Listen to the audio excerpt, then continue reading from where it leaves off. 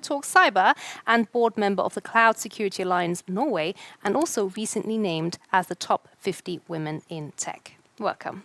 Introducing our esteemed speaker.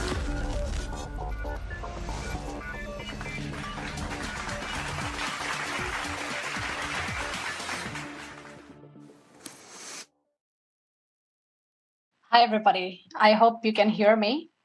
If not, somebody needs to let me know, but I'm guessing the mic is working. Okay, let's get going. So thank you very much for having me here today. It's absolutely a pleasure. Good afternoon to everybody that's joined today.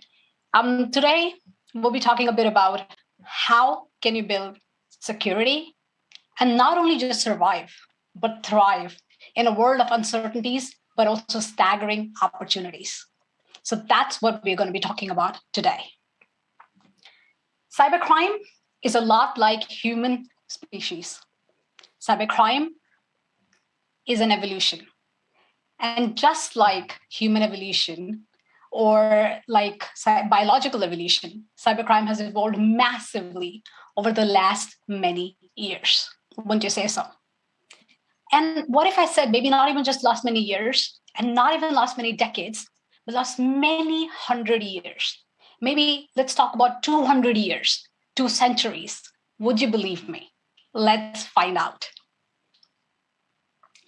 So this picture here basically represents one of the world's first cyber attacks known in the history of humanity. And this happened 200 years ago, or more than 200 years ago, more than 2 centuries ago. So what happened was in late 1700s, France built one of the world's first data networks to transmit information faster than postal services. How this data network basically worked, it consisted of a chain of towers, just like this shown in the photo.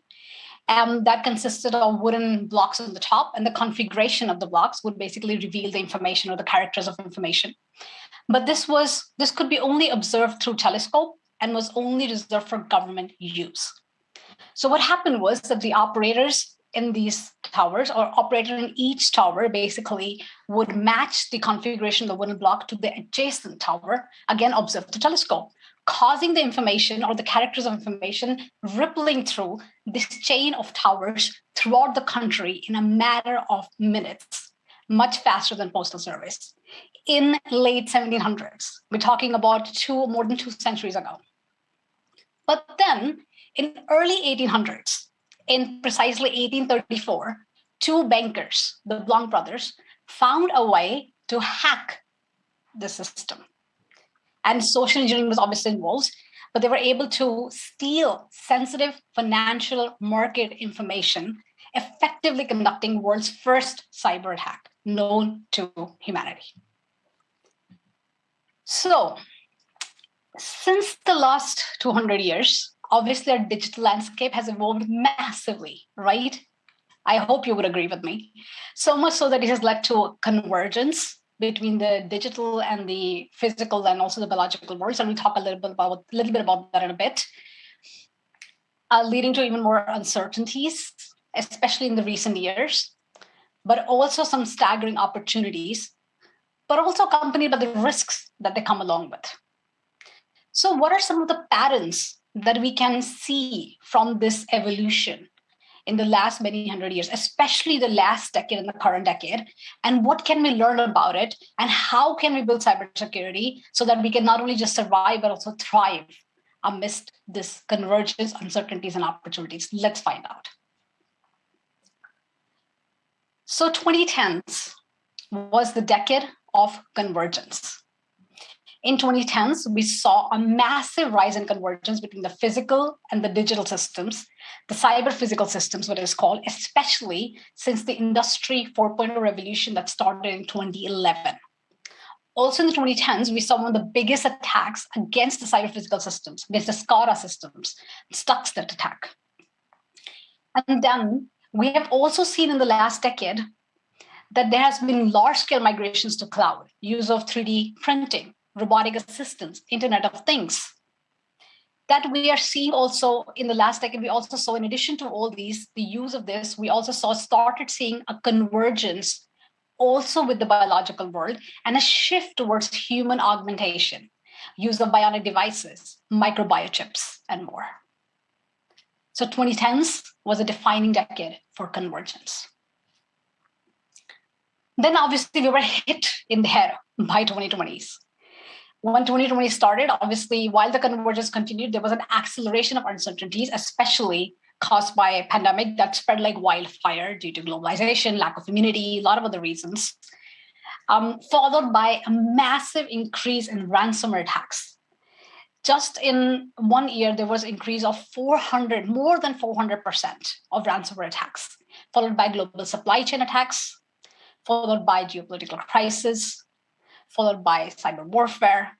So much so that in just the last 2 years, we have seen a shift from ransomware just as the key attack vector to really being used as ransomware as a service and being a part of cybercrime as a service. So then we talk about what's happening now in the near future. We're seeing an explosion of opportunities and obviously the risk that they bring along with themselves. Whether it's talk about autonomous car, applied AI, inter-robotic things that we're not only just seeing now, but we'll be seeing an explosion, the technological evolution in the next 10 years, something to the scale that we have probably not seen in the last 100 years. So then what can we do? So before we go forward, I would like to, so we're gonna actually do something fun and interactive because I would like also the audience to be to do some participation in this. So we're gonna take up our first poll before we go forward. So we talked a bit about the convergence, we talked a bit about uncertainties, we talked a bit about opportunities and risk, and we're gonna go into details into that, but let's take the first poll up.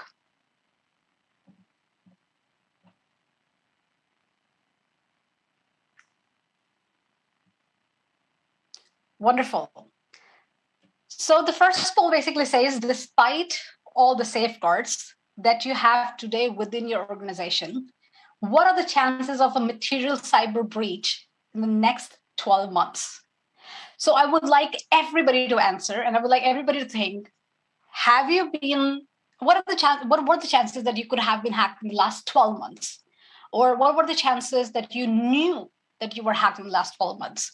And then based on that, think before you answer that despite all the safeguards that you have in the organization today, what are the chances of a material cyber breach in the next 12 months? Let's give you guys a couple of more seconds before we go on, because what I would like to do is we will not come back to the answers right away. We'll come back to the answers in a bit of the poll. But let's give you guys another 10 seconds so everybody has answered. So the question is really about what are the chances, right? So that's really important, despite the fact that you have the safeguards in place that you have in the organizations today. I hope everybody's answered the poll. And probably you can continue doing it while I'm talking. So let's continue. As I said, while there is a technological evolution that's happening and will happen, especially an explosion of technological evolution in the next 10 years, what can we do about it? What are we seeing? What are we seeing now? And what are we going to see in the next 10 years? Put simply, we believe augmented reality is going to change the way we use technology forever. We're already seeing things that will transform the way you work, play, connect, and learn.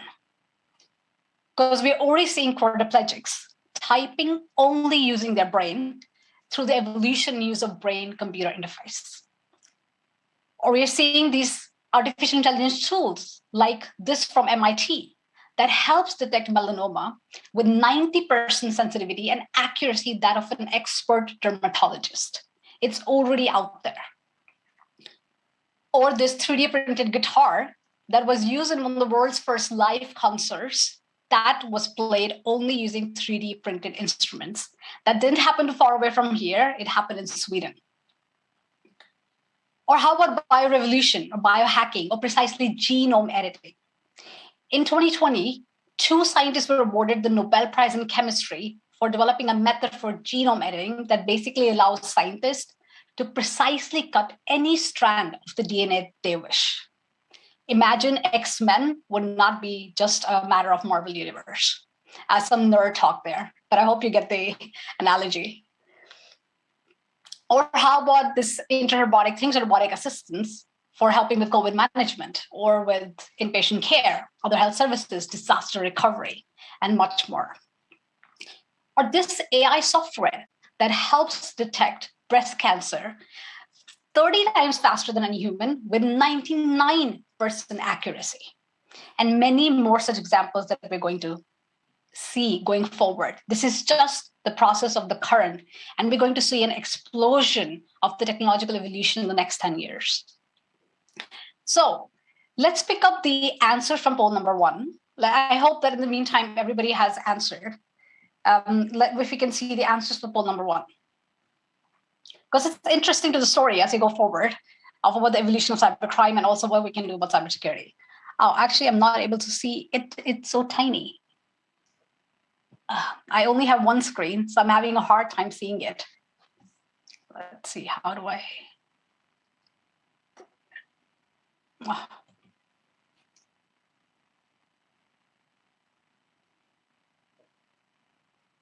I think it's not high probability, or what were the answers? Because I'm not able to see that.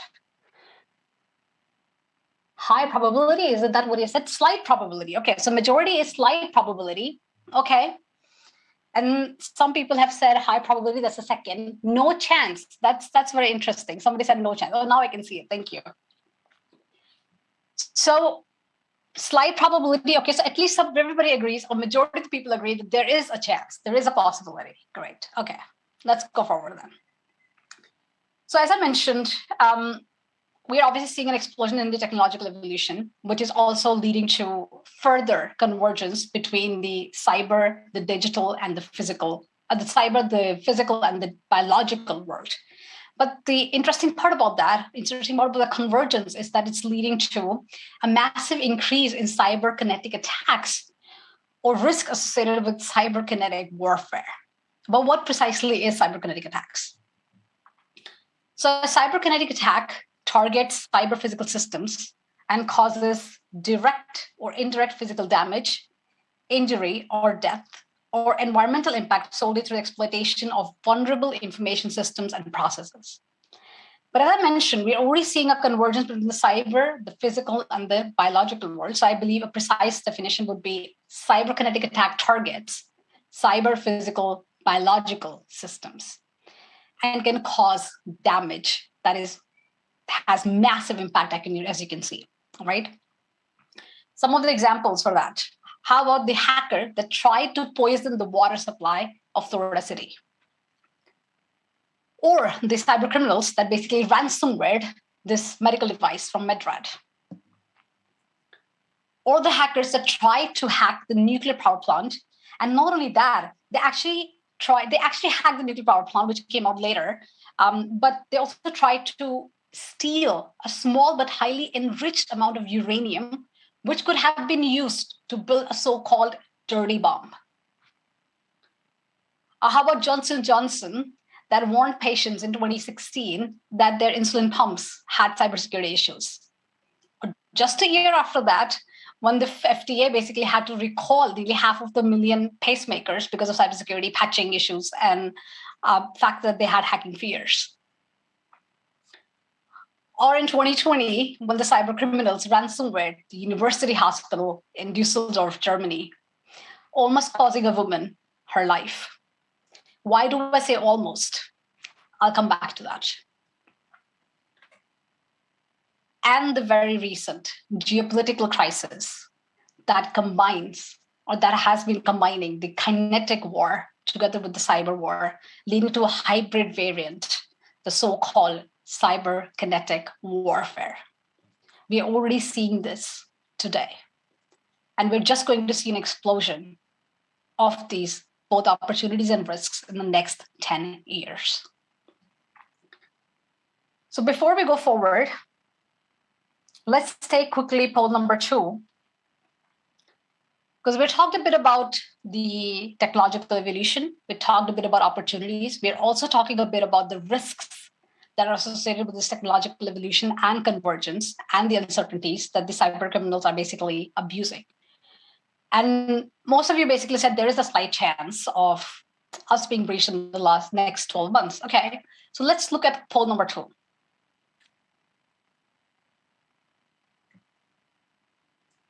Let's see if it is up. Okay, I don't see it, but I can read it from here. So the second question is, do you feel your organization is ready in case of a breach in terms of business continuity and managing business interruptions?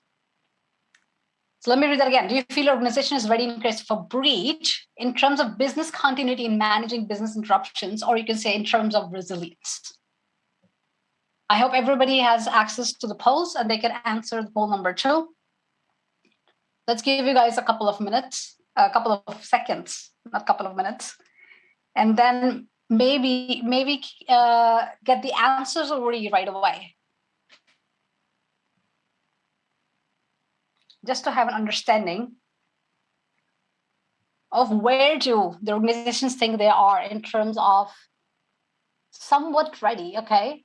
That's the majority answer that I'm seeing already now. Somewhat ready. That makes kind of sense. I mean, it will be really, has anybody said most likely ready? Yeah, okay, that's good as well. Somebody has actually said definitely ready. Fantastic. Who is that person? I would definitely love to meet you. Definitely ready. That's fantastic. Somebody actually answered that. Brilliant. As we go down these slides, we go through this, we'll talk about resilience, and then let's see if your answer still remains the same or it changes, okay? Keep in mind what you have answered, because you're probably already seeing the screen, but let's see what happens.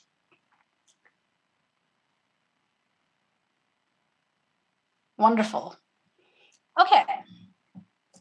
So, as I said before, let's move on. As I said before, we have talked a bit about the technological evolution that's happening, right? And how that's affecting the cyberkinetic attacks and increase in cyberkinetic attacks, and also what's reaching towards, we're already in cyberkinetic warfare.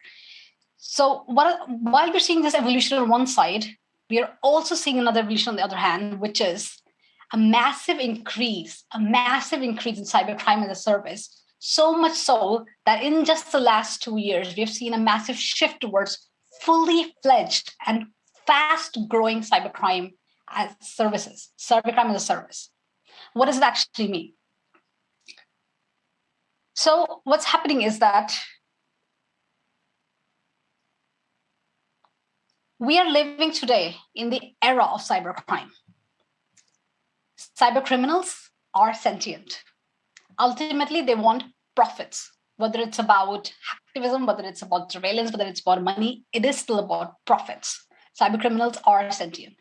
They are training, hiring, selling, and running fully fledged businesses.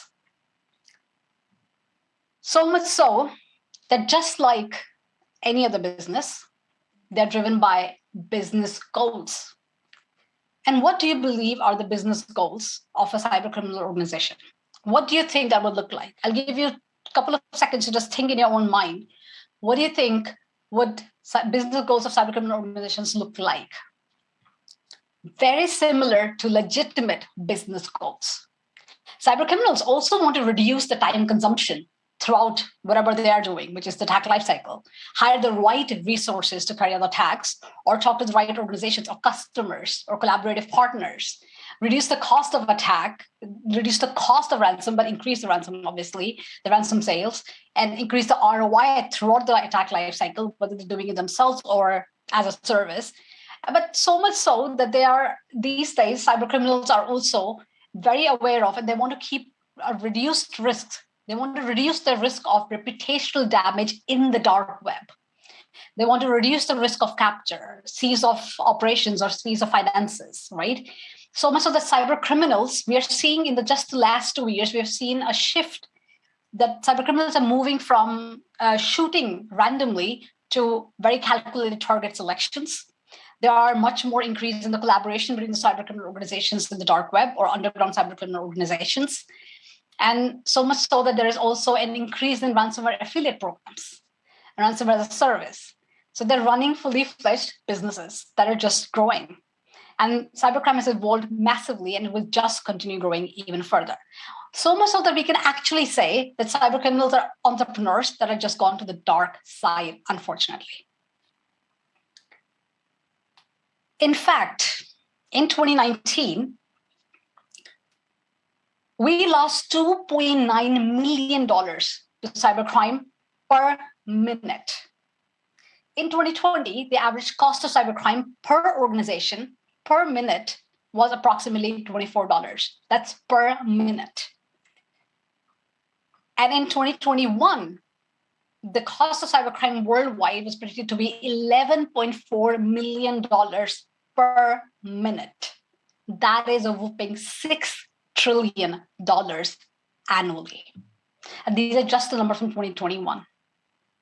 I think it's predicted manifold in 2025. The study's also out if you want to have a look. So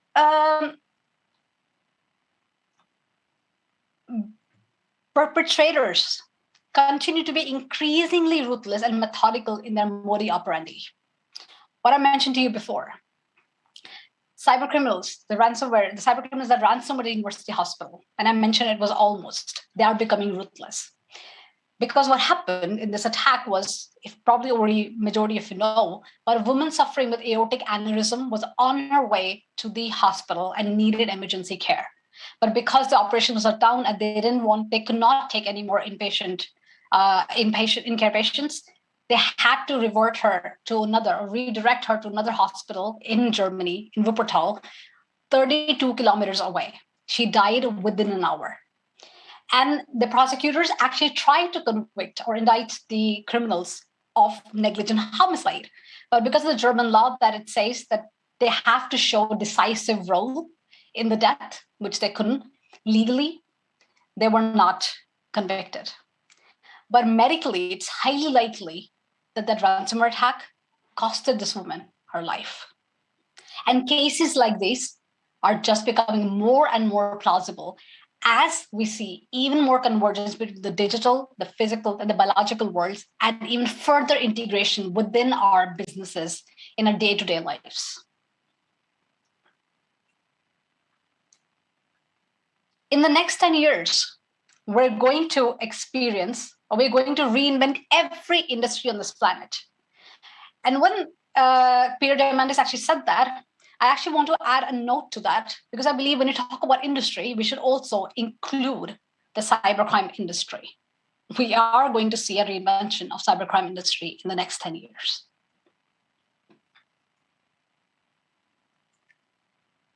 Before we go further, let's actually have a look at the third poll, because this is a time we should do that. This is a very interesting one. So now the first one, we talked about whether you thought or chances of attack. The second one was readiness. The third is actually interesting. So the question for the third poll is, in terms of budget allocation, so obviously you don't have infinite budget, so you need to prioritize here, okay? In terms of budget allocation, which of these would be your highest or first priority for your cyber investment? And you can only choose one. Obviously, we would all say we would want to invest everywhere. We want to make it perfect, but that's not what the world works and not reality. So what would be your highest or first priority in terms of investment towards cyber? Let's give you guys a couple of seconds to answer this poll. Think of obviously what I've talked about, the evolution of not just the technological landscape, also not in just the uncertainties, not just only the cyberkinetic warfare, but also in terms of cybercrime as a service and how the cybercrime industry is going to evolve in the next 10 years. Where would you put the money? Where would you bet on? Can we already see that? Business continuity and resilience is number one. Security technology seems to be number two. I can't really see the numbers, so I'm just going to assume that they're 1 and 2. And then awareness and training. Oh, business continuity and resilience, number 1. Okay, let's give you guys a couple of more seconds.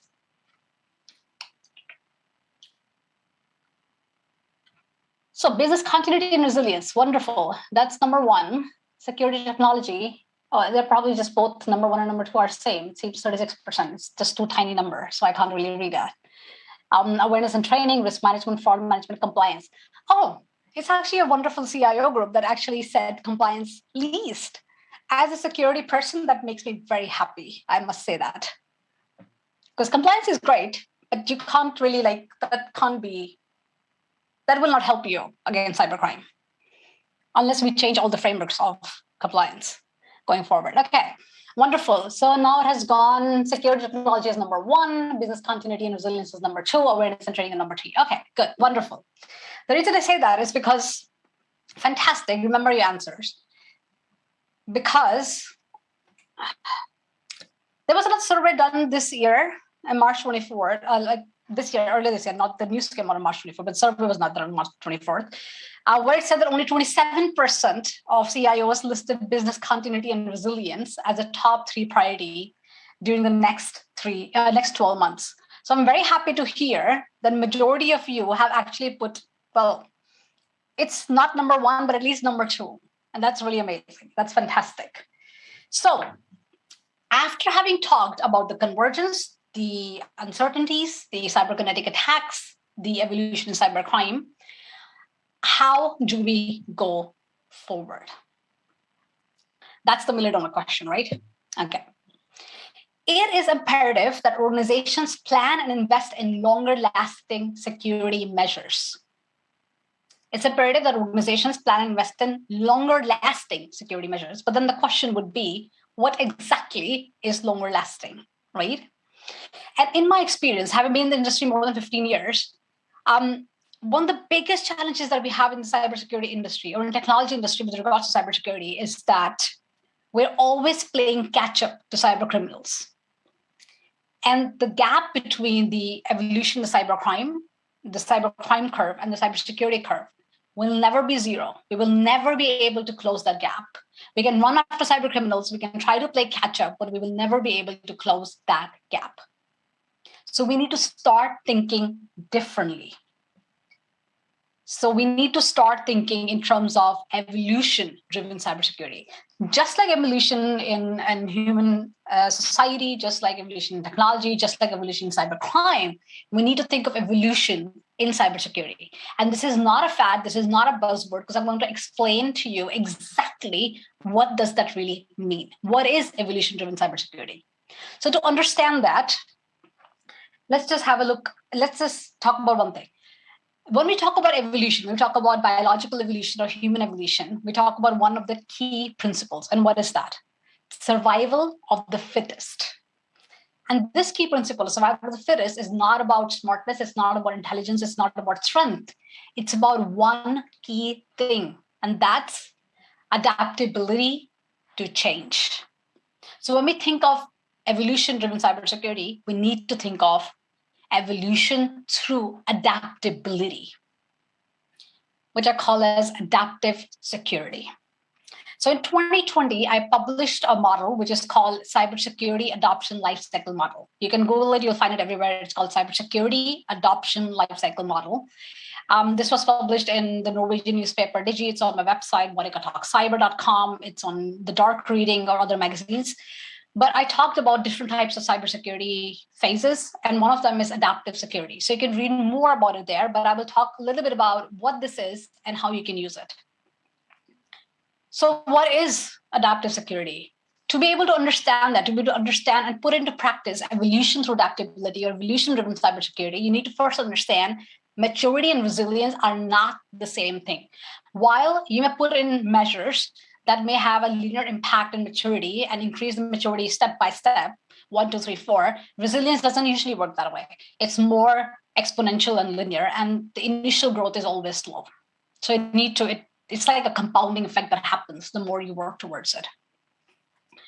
So like a typical organization, you start with regulatory-driven cybersecurity, which is obviously compliance-based. You have some audit requirements, and there are some good regulatory frameworks that are per industry, data type. Fantastic, right?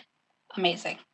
And I was happy when you guys answered compliance was least, because it is actually, in terms of both maturity and resilience, we don't have today regulatory frameworks that can actually make it, because it's, again, not tailored to every business. So it's tailored to industry, tailored to data types, but not necessarily every business.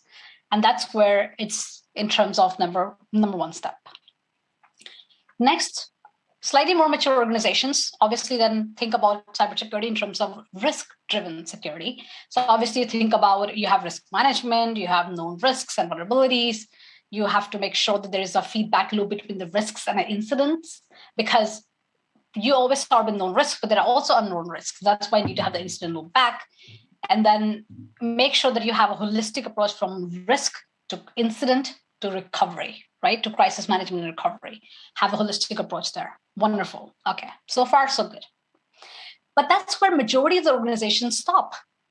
Because when we think about cybercrime, there is one key thing that's missing. That's what organizations are not thinking of, and that's threat actors or threat-driven cybersecurity. It's fantastic that you have a cybersecurity risk management model, by the way, should be an integrated part of enterprise risk management. But let's say it is an integrated part of enterprise risk management, but then you need to also have or integrate threat capabilities, threat motivation as a part of that risk management framework, because that will help you have not only just risk-based, but also threat-based investments in security and a possibility of public-private partnerships and other advantages. So the next step, once you're there, and I have actually implemented threat incorporated enterprise risk management. I've done that as a CISO in financial sector. So if anybody's interested how to really do it, you can just get in touch with me later, and I would be happy to talk to you about it, because this is really a key thing, and it's not that difficult once you understand how it really works. And the next is the evolution-driven cybersecurity. So as one of my roles as CISOs in the finance sector, we once got hacked, or let's say we once found out that we got hacked, right? So there's a difference between whether you got hacked or whether you found out you got hacked, okay? So as a CISO, we found out that we got hacked or we were under attack. And I was really proud of the team because we did certain things, not only just contain the actor, but also to contain the impact. So we put in certain policies in real time, segregating certain services and certain data types, or locking certain data types that we would not do in normal business and usual scenario, because it's a different scenario. We're under a crisis, right?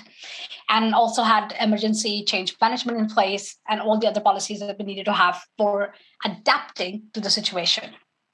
So evolution-driven cybersecurity is actually about being selective for different business scenarios, not business needs. You might have the same business need in all scenarios, but different business scenarios. Your policies might not be same in business as usual versus in crisis mode. Or having the adaptive capabilities in place, maybe start with manually, but then automate them. And then also maybe in the future, we will need to use machine learning and artificial intelligence, because the criminals are already using machine learning to create malwares in real time based on the vulnerabilities that you have in the infrastructure that they find out in real time.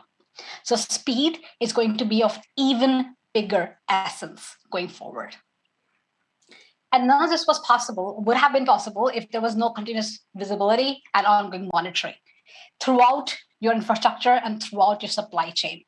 This does not give you the green light to go now surveil your employees, okay? That's not the same as surveillance, just so that it's said. So it's very much possible to have evolution-driven cybersecurity, and this model is right in front of you. I've actually published this on my LinkedIn, and I am going to write an entire blog on this model, because as I said, my last model was cybersecurity adoption lifecycle model, which was another variant of this, which is already published on my website. But I'll be publishing a new blog on this one. So you can read it there. You can check my post already on LinkedIn that has obviously limited characters and information on it. So to sum up, the acceleration rate of both technological and cybercrime evolution is accelerating. Let me repeat. The acceleration rate itself of both technological and cybercrime evolution is accelerating. So when the acceleration itself is accelerating, are we doomed? Not necessarily. We have hope. We just have to understand that we cannot play catch up to the criminals, that the gap between the cybercrime curve and the cybersecurity curve will always be there. We can never fully close it. So we can absolutely build cybersecurity and not only just survive, but also thrive amidst convergence, uncertainties, and opportunities if we think of and implement evolution-driven cybersecurity, aka adaptive security. That was all for today. I hope that you were able to take some key takeaways from here, that you're able to implement certain measures in your organization, and that will help you not only to understand the evolution of cybercrime, but also what you can do in your businesses in practice? And I will be happy to answer some questions now. Thank you very much.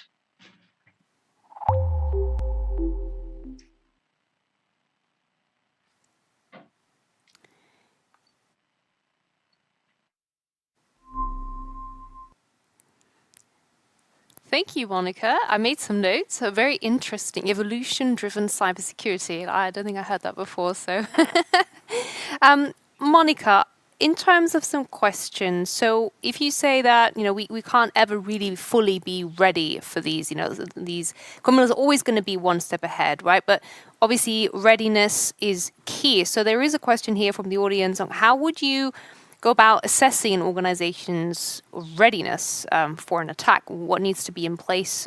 Or how would you assess the readiness? Yeah, it's a very interesting question. And the first and foremost thing to understand is that readiness for every organization will be different. What would mean readiness for one organization is not necessarily the readiness for the other organization.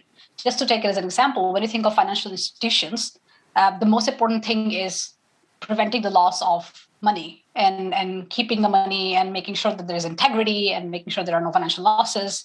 And the business interruptions would have a different impact. But when you think about, for example, healthcare institutions, right, we're really talking about life and death. And there are scenarios that are happening. I mean, insulin pumps are being hacked and hospitals are being ransomware. So when you think about readiness, you have to first understand, what does business continuity and resilience mean for your organization? You have to write down in very clear terms, in 2-3 bullet points, what does that really mean? And we don't have usually, I mean, there are a lot of security frameworks out there, but they are like really bulky and they have like a lot of controls and they're usually mostly technical. And I would not suggest start there. So you can obviously use them later. But first important thing is to define, what does business continuity and resilience mean for your organization? Once you define that, then you can map basically what measures. And that's where the cybersecurity adoption lifecycle model comes into place, because we usually start talking about, when we talk about cybersecurity, we start talking about, okay, do we have MFA in place, right? Multi-factor authentication. The problem with that is, yes, we should have MFA in place, but we go so right deep into that one specific mitigation without even understanding the context, without even knowing what's going on. So using the understanding of, or putting these measures into these buckets like preventive or risk-driven or threat-based or adaptive, you can at least understand where you are stronger and where you're not stronger. So actually you can use this framework that I have very much to begin with to just say, okay, do we have something in terms of adaptability in crisis? Because that's really what we're talking about, right? But what is crisis for you? That is different for you as an organization versus something else as an organization. So I would use this model to begin with, and then I would use many of the frameworks that are out there, whether it's ISF, whether it's ISO 27001, health checks. There are different sectors out there. There are Norman in the health sector. So the different frameworks out there, but start defining, what does resilience mean for you? And in which of these areas do you need to be? This is a journey. And also one important thing in this framework that I just showed is that, I can just go back to that. The important thing in that framework is that once you start with the adaptive security, it's not that you have to do 4 only after 1, but obviously it does make sense that you have something in place. But this is a 2D model. You can look at it as a 3D model as well.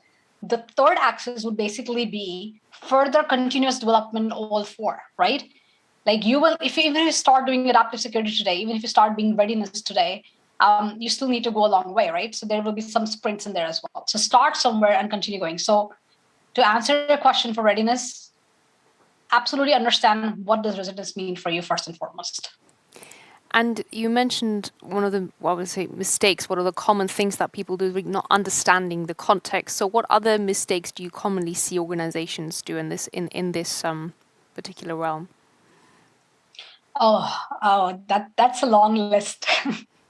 I think we can just go on. There's a long list. I mean, cybersecurity is a huge field. Where do you want me to start? Do you want me to start in hiring? Do you want me to start in training? I mean, we're obviously doing a mistake of like, we are victimizing the users. That's one mistake that we do.